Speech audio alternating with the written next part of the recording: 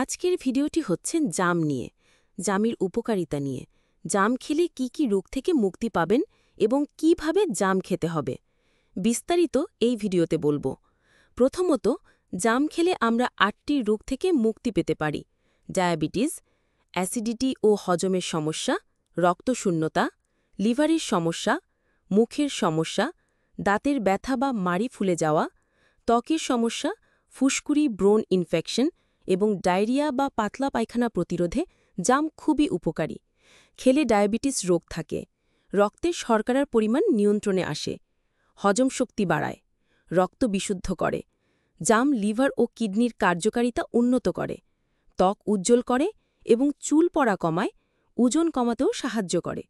এছাড়া ডায়রিয়া ও পেটের যে কোনো ধরনের সমস্যায় জামের বীজ ও ছাল পেটের জন্য খুবই উপকারী।